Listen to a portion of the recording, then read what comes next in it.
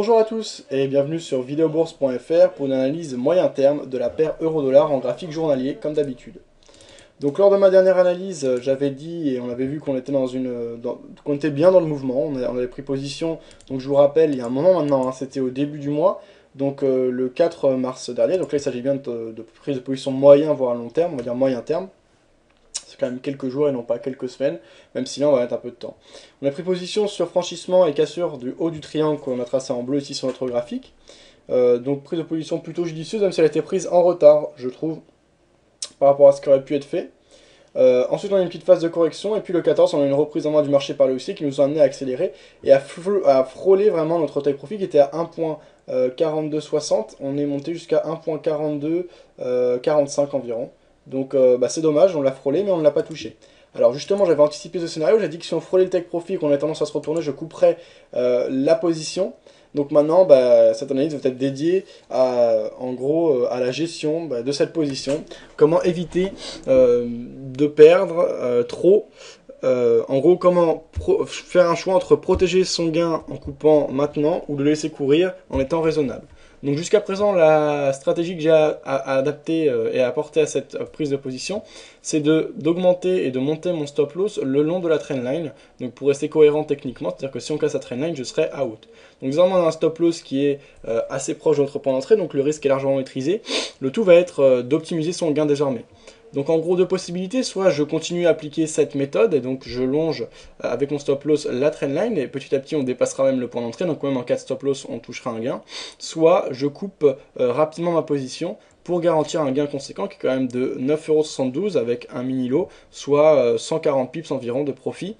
Donc c'est un choix à faire.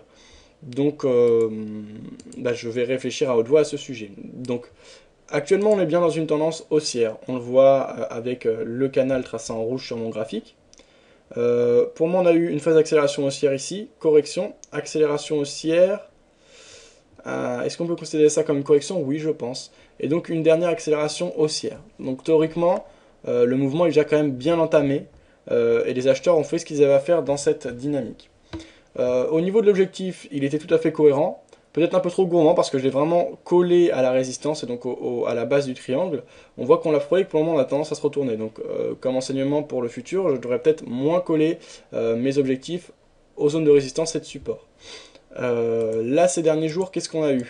On a eu hier des acheteurs qui ont repris timidement en main le marché, aujourd'hui des acheteurs qui se sont beaucoup plus affirmés pour nous amener à corriger jusqu'à des plus basses sur la journée à 1.41, même 1.4099.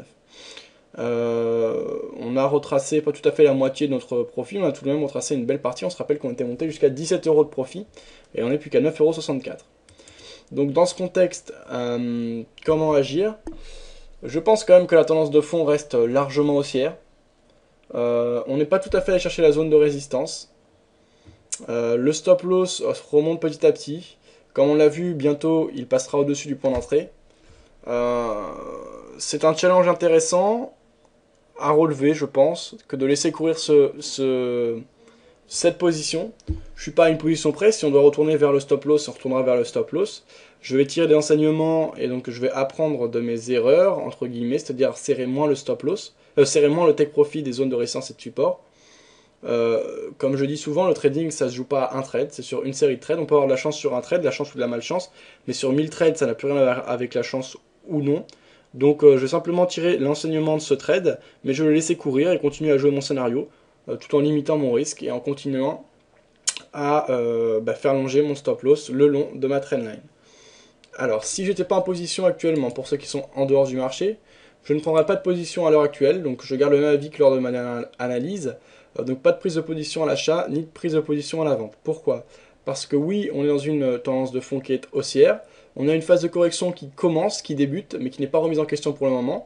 Si on a un retest de la zone de support et qu'on voit que les acheteurs ont tendance à vouloir reprendre dans le marché, là on pourrait prendre position à l'achat dans le sens du mouvement de fond, donc dans le sens de la tendance. C'est prématuré pour le moment, on n'a pas de zone de support majeure aux alentours des 1.41, donc je ne prendrai pas de position à l'achat.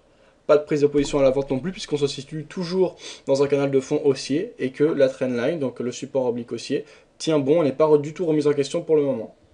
Alors, ça c'est pour ceux qui veulent jouer une phase de rebond en tendance, ce que je disais tout à l'heure, donc le rebond sur la trendline. Pour ceux qui veulent jouer des signaux de continuité, je pense que le plus simple est de placer un buy stop au-dessus des 1.4280 qui marquent les plus hauts de novembre 2010.